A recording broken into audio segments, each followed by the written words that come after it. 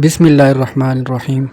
محترم ناظرین، آپ دیکھ رہے ہیں المعراج ٹریولز۔ ناظرین اکرام، اس سے پہلے عمرہ سیریز پر ہم 4 ویڈیوز بنا چکے ہیں جس میں مختصراً عمرہ کی ترتیب کے حوالے سے بات ہوئی۔ اس ویڈیو میں ہم کچھ انتظامی چیزوں کو ڈسکس کریں گے جس سے آپ اپنے اس مبارک سفر کو مزید مینج کر سکتے ہیں۔ عمرہ پر جانے والے حضرات سب سے پہلے انہوں نے احرام باندھنا ہوتا ہے۔ کی ترتیب کچھ یوں ہے کہ گھر میں غسل کر لیں اور غسل کرنے کے بعد 2 چادریں باندھ لیں اور پھر 2 رکعت نماز نفل پڑھ لیں اور پھر اللہ سے دعا کر لیں کہ اللہ میں عمرے کی نیت کرتا ہوں یا کرتی ہوں، آپ اس کو قبول فرمائیں اور آسان فرمائیں۔ یاد رکھیں کہ ابھی تک آپ پر احرام کی پابندیاں شروع نہیں ہوئی۔ احرام کی پابندیاں تلبیہ پڑھنے کے بعد شروع ہوتی ہیں، اور تلبیہ پڑھنے کے لیے آپ گھر سے بھی تلبیہ پڑھ سکتے ہیں، ایئرپورٹ سے بھی، جہاز سے بھی، اور جہاز میں جب میقات کا مقام آتا ہے تو اس وقت بھی جہاز سے باقاعدہ طور پر اعلان کیا جاتا ہے کہ مقام میقات آ گیا ہے، اب آپ لوگ عمرہ کی نیت کر لیں۔ لیکن اس میں سب سے بہتر جو چیز ہے وہ یہ ہے کہ آپ جب جہاز پر بیٹھ جائیں اور آپ کو یقین ہو جائے کہ جہاز اب اڑ جائے گا تو اس وقت آپ تلبیہ پڑھ لیں، یہ سب سے مناسب وقت ہے، کیونکہ اس سے پہلے اگر آپ پڑھ لیں اور خدا نہ خواستہ جہاز کسی وجہ سے لیٹ ہو جائے تو پھر آپ کو احرام کی جو چادریں ہیں وہ آپ دم دیے بغیر نہیں کھول سکتے۔ تو سب سے بہتر اور مناسب وقت یہ ہے کہ جب آپ جہاز میں بیٹھ جائیں تب آپ تلبیہ پڑھیں۔ پھر جب آپ تلبیہ پڑھ لیں گے تو اب احرام کی پابندیاں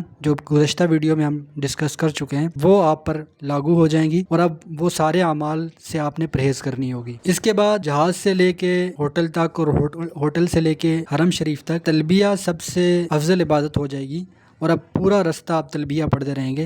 تلبیہ کے الفاظ یوں ہیں: لبیک اللہم لبیک، لبیک لا شریک لک لبیک، ان الحمد والنعمت لک والملک لا شریک لک۔ جہاز میں خوشبودار ٹشو دیے جاتے ہیں، ان سے آپ نے اپنے آپ کو بچانا ہے۔ اسی طرح حرم میں جب آپ جائیں گے یا ہوٹل میں جائیں گے تو وہاں پر خوشبودار صابن ہوتا ہے، اس سے آپ نے اپنے آپ کو بچانا ہے، کیونکہ آپ جانتے ہیں کہ احرام کی حالت میں اگر آپ خوشبو لگائیں گے تو پھر آپ پر دم واجب ہو جائے گا۔ پھر جب آپ ہوٹل پہنچ جائیں تو یہ سارا جو سفر ہے ایئرپورٹ سے لے کے آپ کے ہوٹل تک یہ انتہائی تھکا دینے والا ہوتا ہے، تو انسان شدید تھکاوٹ کا شکار ہو جاتا ہے۔ تو بعض لوگ جلدی جلدی میں وہ کہتے ہیں کہ ہم عمرہ کر لیں اور ساری احرام کی پابندیاں ختم ہو جائیں، ایسا نہیں کرنا چاہیے، بلکہ آپ ہوٹل میں کچھ دیر آرام کریں، اپنی نیند پوری کریں، اپنی تھکاوٹ دور کریں، اور اس کے بعد وہ جا کر اپنا عمرہ ادا کریں۔ اس میں یہ بات یاد رکھیں کہ بعض لوگوں کو اس کا اشکال ہوتا ہے کہ اگر ہم سو گئے تو اگر کہیں غسل فرض ہو گیا تو اس کی وجہ سے ہمارے احرام کی پابندیوں کا کیا ہوگا؟ تو اگر آپ پر غسل فرض ہو جائے تو آپ غسل بھی کر سکتے ہیں، آپ احرام کی چادروں کے دوران وضو بھی کر سکتے ہیں۔ جب آپ آرام وغیرہ کر لیں، 3-4 گھنٹے آرام کرنے کے بعد آپ تسلی سے حرم شریف جائیں اور پھر آپ عمرہ کی ادائیگی شروع کریں۔ اس میں یہ بات یاد رکھیں کہ سب سے پہلے جب بیت اللہ پر آپ کی نظر پڑتی ہے تو یہ دعا کی قبولیت کا ایک خاص وقت، تو اپنی دعاؤں کو بے شک آپ کسی کاغذ پر لکھ لیں یا موبائل پر نوٹ کر لیں، اور جب آپ کی پہلی نگاہ پڑے تو وہاں پر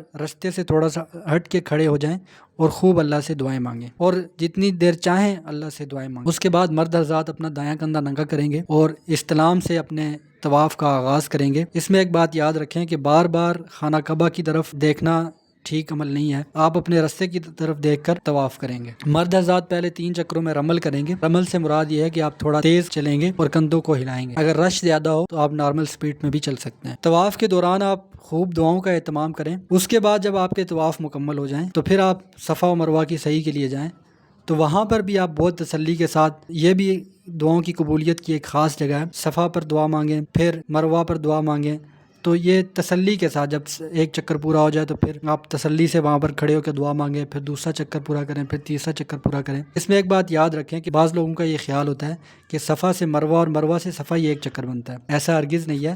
صفا سے مروہ جب آپ جائیں گے تو یہ آپ کا ایک چکر ہو گیا، اسی طرح مروہ سے صفا آئیں گے تو یہ آپ کا دوسرا چکر ہو گیا، تو یوں ہی آپ نے 7 چکر پورے کرنے ہیں۔ اس کے بعد آپ حلق کروائیں یا قصر کروائیں۔ حلق کروانے والوں کے لیے، یعنی بالکل سر کو گنجا کروانے والوں کے لیے آپ صلی اللہ علیہ وسلم نے 3 دفعہ دعا مانگی، اور جو قصر کروانے والے ہیں ان کے لیے 1 دفعہ اللہ کے رسول صلی اللہ علیہ وسلم نے دعا مانگی، اس لیے زیادہ کوشش یہ ہونی چاہیے کہ حلق کروائیں، یوں آپ کا عمرہ مکمل ہو جائے گا۔ اب ہم آتے ہیں ویڈیو کے دوسرے حصے کی طرف، جس میں ہم اس بات کا ذکر کریں گے اب جو عام دن ہے جس میں آپ نے عمرہ وغیرہ نہیں کرنا، ان دنوں کو آپ حرمین شریفین میں کس نظم کے ساتھ گزاریں، کس ٹائم ٹیبل کے ساتھ گزاریں تو زیادہ سے زیادہ فائدہ حاصل ہو سکتا ہے۔ یہ بات یاد رکھیں کہ حرمین شریفین میں ہم خالص اللہ تعالیٰ کی عبادت کی غرض سے اور اللہ تعالیٰ کو راضی کرنے کی غرض سے جاتے ہیں، لہٰذا ہمیں اس بات کا پتہ ہونا چاہیے کہ اللہ کی رضا کے لیے وہ کون کون سے اعمال ہیں جو پورے دن میں انسان کرے تو اللہ تعالیٰ کا زیادہ قرب حاصل ہو سکتا ہے۔ تو اس میں اگر ایک ٹائم ٹیبل آپ فالو کر لیں تو اس سے اللہ سے بہت امید ہے کہ آپ کو بہت زیادہ فائدہ ہوگا۔ یعنی آپ صبح تہجد کے وقت حرمین شریفین میں چلے جائیں، تہجد کی نماز ادا کریں، اس کے بعد فجر کی اذان ہونے تک اللہ سے خوب دعائیں مانگیں۔ احادیث مبارکہ میں یہ جو تہجد کا آخری وقت ہے یہ دعاؤں کی قبولیت کے وقت کے طور پر ذکر کیا گیا ہے، لہٰذا اس وقت میں خوب اللہ سے دعائیں مانگیں اور خوب ذکر اور تلاوت میں اپنے آپ کو مشغول رکھیں۔ اس کے بعد فجر کی نماز ادا کریں، فجر کی نماز کے بعد سورہ یاسین کی تلاوت کریں۔ صبح سویرے سورہ یاسین کی تلاوت کے فضائل بھی حدیث میں۔ اس کے بعد آپ تلاوت کریں یا طواف کریں، اور طواف کے دوران بھی آپ تلاوت کر سکتے ہیں۔ اس کے بعد آپ اشراق کی نماز پڑھیں اور پھر آپ اپنے ہوٹل کی طرف آرام کے لیے تشریف لے جائیں۔ رستے میں آپ ناشتہ کر لیں، ہوٹل میں تشریف لے جائیں، وہاں پر چاشت کی نماز 2 رکعت نماز چاشت کی ادا کریں اور اس کے بعد آپ آرام کریں۔ پھر ظہر کی نماز کے لیے آپ تشریف لے آئیں، اس کے بعد آپ کچھ تلاوت کر لیں، اور اگر زیادہ ٹائم ہے اور تھکاوٹ زیادہ ہو رہی ہے تو آپ دوبارہ ہوٹل تشریف لے جائیں اور آرام کریں۔ اس کے بعد عصر کی نماز پر آپ تشریف لے آئیں، اور عصر کی نماز پڑھنے کے بعد آپ طواف بھی کر سکتے ہیں اور آپ تلاوت بھی کر سکتے ہیں۔ اپنے آپ کو تلاوت، ذکر اور اذکار میں مشغول رکھیں، اور پھر آپ مغرب کی نماز ادا کریں۔ مغرب کی نماز ادا کرنے کے بعد اوابین کی نماز ادا کریں، یعنی 2 رکعت نماز سنتوں کے بعد 6 رکعت نماز اوابین حدیث میں ان کے بھی بڑے فضائل ہیں۔